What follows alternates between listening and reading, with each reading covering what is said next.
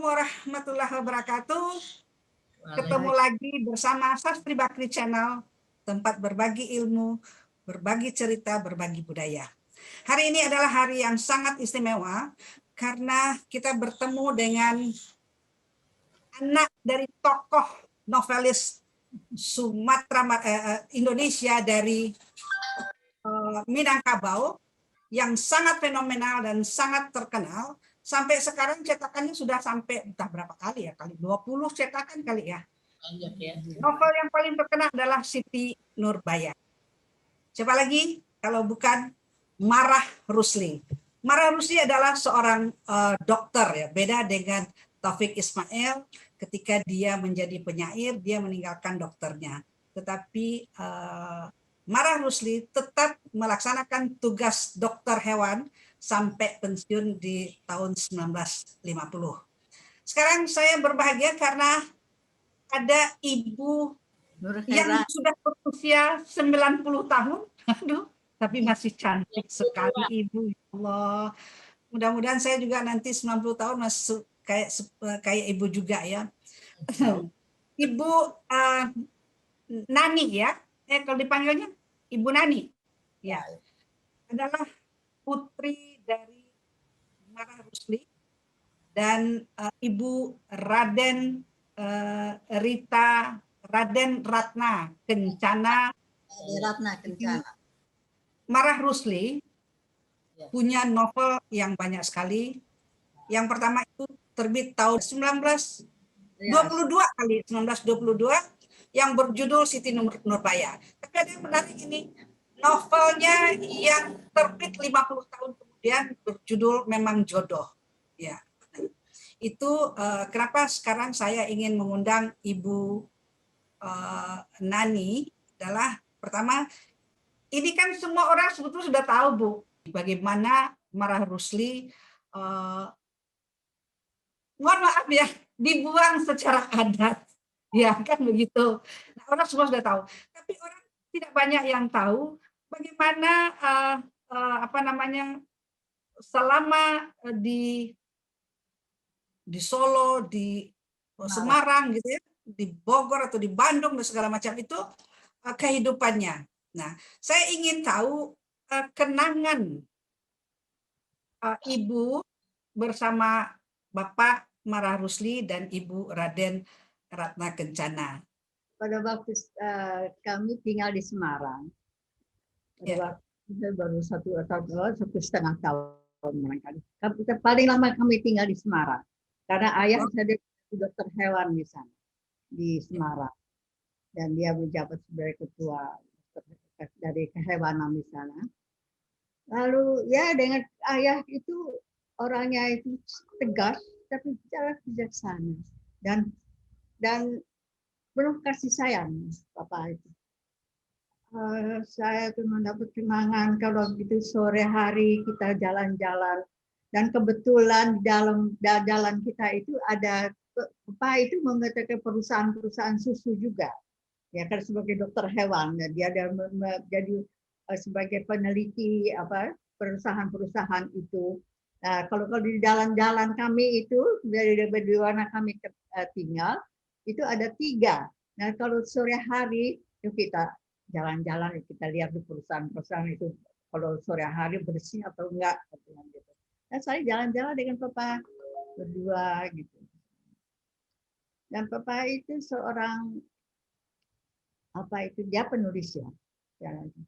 Dan dia kalau mengarang itu tidak dengan huruf mulainya dengan huruf Latin, tapi dengan huruf Arab gundul. Oh ya. Ya, Papa. Arab gundul. Jadi kita semua tidak tahu apa yang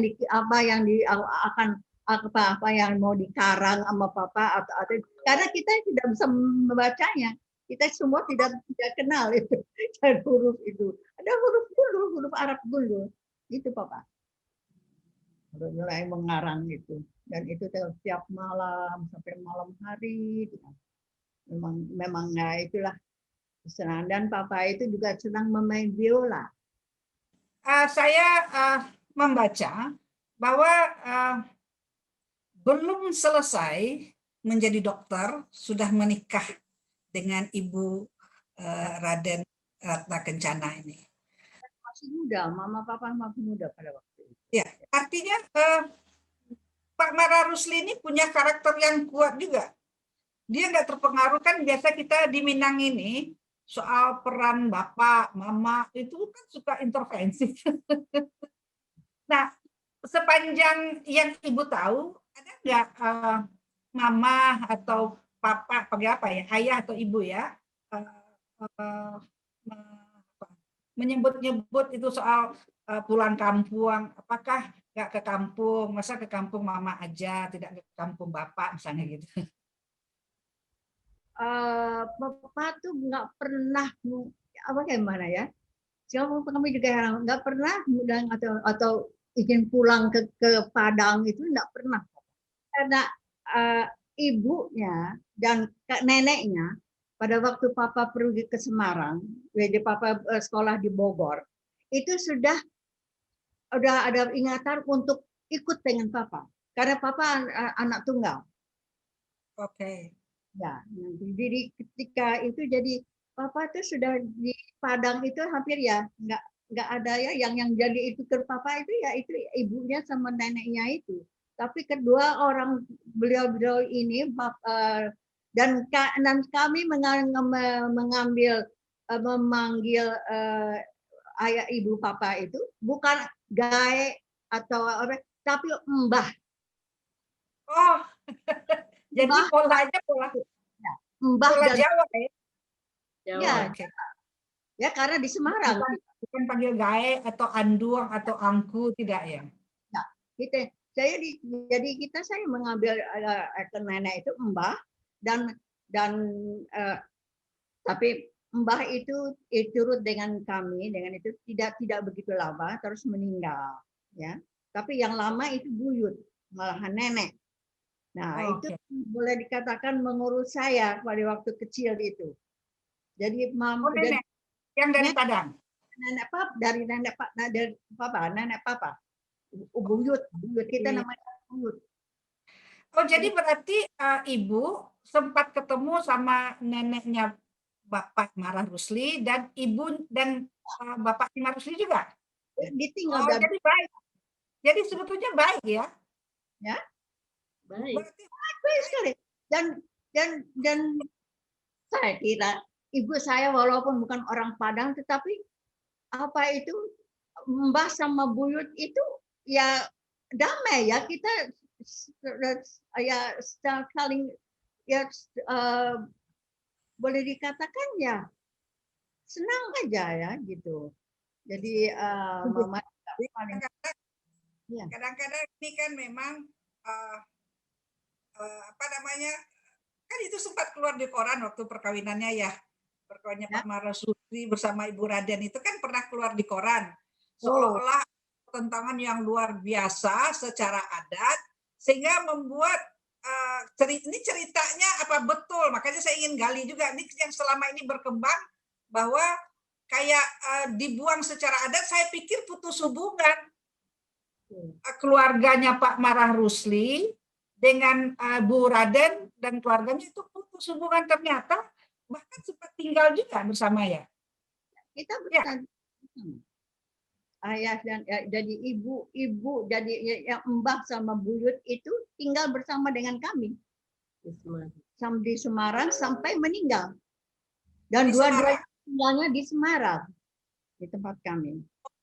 Ibu saya ya ketika menikah sama papa, itu juga ramai sekali di Bogor itu di karena kakek saya dua budaya yang berbeda yang berbeda sekali dan belum terbuka. Dua-duanya ada pertentangan ya dari pertentangan. Ada pertentangan. Ibu juga ada ya, pihak bapak juga ada karena saya dengar ibu juga Raden gitu. Orang-orang apa ningrat juga. Harus orang keturunan Raja Pagaruyung juga gitu. Jadi sama-sama orang hebat. Iya. Tapi yang hebat mungkin itu kakeknya nenek saya karena itu pemikirannya sangat moderat ya. Jadi beliau lah yang mengatakan bahwa jodoh itu di tangan Allah gitu ya. Jadi siapapun. Jadi ada pertentangan itu karena kurang komunikasi kan Bu dulu kan. Jadi pandangannya orang Padang terhadap orang Jawa, orang Jawa terhadap orang Padang itu kan ada pemikiran-pemikiran yang berbeda, tetapi tidak terkomunikasikan begitu ya. Tapi akhirnya kalau ada medsos kayak sekarang ini gampang kita tahu ya apa yang terjadi. Kenapa nggak disetujui? jadi itu justru karena miskomunikasinya itu. Karena itu Papa tuh nggak pernah ya bilang mau pulang kampung atau bagaimana. Dan lucunya kalau dengan Papa dengan bahan Minang ya, tapi pada waktu itu saya masih kecil sekali ya, cuma 2, 3, 4 tahun barangkali. Tapi Papa tuh nggak pernah ngobrol dengan kita dalam bahasa Minang, karena zaman itu zaman Belanda bukan ya? Jadi betul. Bahasa Belanda yang karena saya disekolahkan di sekolah Belanda dan Papa saya tidak mau anak saya itu lebih rendah dari orang-orang Belanda itu. Maka kamu harus dan Papa dalam bahasa Belandanya bagus. Iya. Jadinya di waktu pemerintahan Belanda pada waktu itu. Oke, jadi Ibu, jadi kenangan Ibu tentang dunia kepenulisan atau dunia sastranya Pak Mara Rusli itu hanya melihat Bapak menulis tapi dengan bahasa dengan tulisan Arab gundul. Arab gundul itu ya kita nggak ngerti ya rasanya ya. Kemudian ada lagi cerita ini memang jodoh itu sudah lama, itu ceritanya true story ya. Tapi ada wasiat, saya nggak tahu itu ceritanya di luar ini. Ada wasiat Pak Mara Rusli, jangan terbitkan buku ini sampai orang-orang yang ada di dalam buku itu sudah meninggal. Dan itu baru diterbitkan 50 tahun kemudian. Apa itu betul? Ya, betul. Apakah wasiatnya itu tertulis atau diomongkan? Ini pesan sama anak-anak kepada siapa itu dikasih wasiatnya? Pada waktu itu ada bapak itu. Kepada kakak saya. Kakak Ibu Rusan Rusli. Rusan. Oh ya, Rusan Rusli. Oke. Beliau masih ada? Oh, sudah tidak ada. Jadi sekarang tinggal Ibu sendiri ya? Sendiri, saya sendiri. Itu papanya Hari Rusli ya? Ya. Papanya Hari Rusli, musisi yang terkenal itu ya? Oke. Jadi memang Pak Mara Rusli tidak ada keinginan pulang kampung, tetapi hubungan kekeluargaan hormatnya sama orang tua ternyata masih ya, bahkan membawa orang tuanya ke Semarang ya. Alhamdulillah. Oke. Jadi tidak sebagaimana cerita orang. Dan itu lebih buyut itu, memperhatikan saya sebagai waktu kecil. Itu saya pada waktu kecil barangkali rambut itu agak tipis. Apa yang dibuat itu? Papa kalau minum susu itu selalu diambil sedikit, lalu disimpan sama buyut itu, jadi agak basi kan. Nah, begitu Papa berangkat ke kantor, itu rambut saya di. Kalau pulang, ini kenapa sih kok bau tuh rambutnya kayak dicuci gitu. Ke mama, ya mama nanya, entahlah itu aek tuh. Lalu menurut mama, lalu itu buyut langsung bilang, iya sekarang bau nanti kalau sudah gede, kalau udah cantik, udah bagus, nah ini anak saya. Katanya Papa sakit oleh mama. Masih oke tuh ya, wajahnya juga masih oke. Gimana itu cara merawat diri itu? Dengan katanya susu basi gitu, susunya sudah agak bau gitu ya, di keramas gitu, didiamkan sampai 2 jam baru dicuci. Tapi kalau nyuci karena itu ya, memang karena itu hanya dengan susu basi itu ya. Ya, dengan susu. Kalau itu ceritanya mama. Pada waktu itu saya masih kecil ya, jadi gitu. Mama, atau kamu tuh begitu. Dan selalu Papa sama buyut itu 1.000. Itu sama kenapa sih anak membunuh? Jadi bau gitu rambutnya gitu. Alah, iya bau, sekarang bau. Kalau sudah nanti udah cantik, udah bagus, ya baru anak saya. Kalau menurut Mama itu Karena Ibu sekarang usia 92. 92, mau 93, Masya Allah. Kata Bu Dewi nih Bu, Ibu Dewi ini anak Ibu berapa orang anaknya?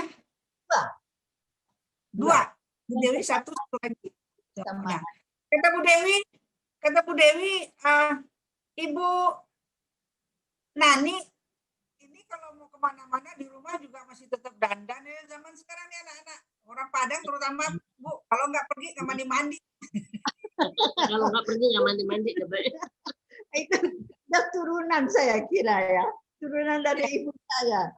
Karena ibu saya itu meninggal juga pada 90-an. Dan itu walaupun juga 90, ya tanya sama Dewi. Dewi kenal betul sama neneknya itu. Iya, iya. Oh, ketemu ya Dewi ya, Bu Dewi ya. Sama papa, Dan meninggal Dewi ini itu katanya 97 tahun meninggalnya. Nenek saya mungkin 99 ya, hampir 99 iya, ya. 9 tahun. Waduh, tuh luar biasa. Bu Dewi, saya mau tanya nih Bu Dewi nih. Kan Bu Dewi dibesarkan dalam keluarga seniman lah, sastrawan. Apakah Ibu punya bakat, anak-anak cucu-cucu juga punya bakat menulis gitu? Ada Belum nggak, ya. Ibu? ya belum. Ada Dan ya? keluarga cuma Hari. Hari hanya itu udah musik ya. Cuman Habib Rusli ya yang ikut menjadi yang seniman, tapi itu pun musisi ya, musisi yang sangat terkenal ya. Waktu beliau belum meninggal itu saya pantau juga, masih remaja-remaja. Oke, jadi ada satu lagi Bu. Tadi kan hubungan ternyata manis-manis saja. Bapak juga nggak pernah cerita, apakah atau Mama pernah cerita tidak apa yang maksud dengan dibuang secara adat itu? Nggak pernah ya? Nggak pernah. Bapak nggak pernah cerita pada kami, tidak pernah. Saya nggak pernah dengar Bapak itu dibuang, itu enggak ada. Hanya saya tahu bahwa Bapak itu agak renggang ya, karena saya tidak begitu mengenal keluarga Padang Papa pada waktu itu, lebih di Semarang, karena kita selalu di Jawa Tengah. Ya. Sehingga jadi hubungan dengan itu ya hampir nggak ada ya. Oke. Baiklah. Berarti Bu Dewi atau Bu Ade yang mau ditambahkan lagi? Barangkali yang bisa menjadi inspirasi bagi teman-teman netizen untuk melihat. Pertama soal usia yang panjang-panjang, meninggal 99 tahun, Pak Papa 78 ya. Ya. Kemudian Ibu sekarang hampir 93 tahun juga masih sehat, masih fit dan masih luar biasa gitu loh. Adakah yang bisa diceritakan Bu Dewi? Walaupun usianya lanjut, nenek saya, ibu saya ini orangnya sangat aktif. Jadi mereka aktif ya sampai sekarang. Ini karena pandemi aja. Karena pandemi saja ibu saya di rumah terus. Tetapi dulu tuh kegiatannya luar biasa, sampai ada joke di antara saya dan adik saya. Mah, seminggu itu cuma 7 hari, saya bilang gitu. Aktivitasnya Mama bisa 10. Jadi setiap hari itu bisa pagi, siang, besoknya lagi. Jadi tapi kami tidak melarang, tapi hanya berpesan Mama yang punya badan. Jadi kalau merasa capek tidak boleh memaksakan diri. Jadi Mama itu ada grup kelompok apa aja nih? Kelompok namanya Asta Dasa Guna. Asta itu 8. Asta Dasa itu 80. Jadi perkumpulan itu hanya terdiri dari 80. Kalau belum 80 tidak dapat terima dalam Wow. Luar biasa. Mudah-mudahan saya ikut di grup itu ya. Asta Dasa Guna. Iya, luar biasa. Luar biasa Ibu. 80 sampai ya 90-an. Yang pertama, yang paling tua pada waktu sekarang itu ialah Ibu Mary Hugeng polisi. Oh, bukan. Bukan Ya. polisi. 94 tahun, ini 95 tahun. Dan dia memimpin, dia dulu dari Nyanyi, dansa ya. Hawaiian Senior. Hawaiian Hawaiian Senior. Senior Oke. ya. Jadi Nyanyi. Jadi kita tuh dasar-dasar dulu tuh ada pengajian, ada vocal group, ada line dance. Ya berkumpul-kumpul lah kita. Itu nenek-nenek tuh. Itu yang udah pakai beer chair, yang udah pada ini dia nggak ketegeran, tapi dengan senang gitu kita berkumpul itu. Baiklah, banyak ilmu nih yang bisa diambil bagi yang muda-muda, bagaimana menjaga kesehatan mental dan fisik. Enjoy saja dalam hidup, nikmati hidup. Ibu Nani tetap merasa muda ya, tetap mau dansa, mau nyanyi, bikin vokal group, segala macam. Jadi tetap seperti biasa ya. Jangan berpikir kalau udah tua tuh harus di rumah saja dan ke masjid saja, padahal udah dua-duanya tetap. Luar biasa Ibu bincang-bincangnya. Terima kasih banyak sudah berbagi dengan kita bagaimana sesungguhnya Pak Marah Rusli. Ternyata dibuang secara adat itu barangkali hanya persepsi sebagian orang saja pada waktu itu, mungkin mama gitu ya. Nenek mama, kadang-kadang adat kita ini memang membuat kita terbelenggu. Ya, ternyata Marah Rusli dan keluarga, orang tua dan neneknya justru masih tetap berhubungan baik ya. Jadi soal paksaan oleh orang tua untuk berpoligami itu nggak ada berarti ya? Ada juga? Poligami. Oh, papa itu enggak ya, berarti tidak ada. Sudah memang jodoh. Sudah memang jodoh, tidak bisa manusia memisahkan. Hanya Tuhan yang bisa memisahkan, dan itu betul-betul dipisahkan oleh Tuhan. Ibu Raden Kencana meninggal usia 99 tahun dan Bapak Marah Rusli meninggal dalam usia 78 tahun. Ya. Terima kasih banyak bincang-bincangnya. Mudah-mudahan semua novel-novelnya Pak ini tetap melegenda. Saya catat buku novelnya soal anak dan kemenakan. Ini bagaimana fungsi, saya lupa juga nanya bagaimana fungsi mama. Kan pasti punya kemenakan. Oh, dia sendiri ya. Jadi dia tidak punya kemenakan. Kemudian Lahami itu yang ketika ditugaskan ke daerah. Dan banyak lagi novel-novel yang cukup fenomenal. Yang saya baca adalah Siti Nurbaya dan Memang Jodoh. Terima kasih banyak Bu Dewi Widya Iswara, ahli utama di BSN. Ya. Ya. Dan Ibu Nani, terima kasih banyak, sehat selalu, panjang umur, doakan juga kita sehat selalu. Amin. Assalamualaikum warahmatullahi wabarakatuh. Waalaikumsalam warahmatullahi wabarakatuh.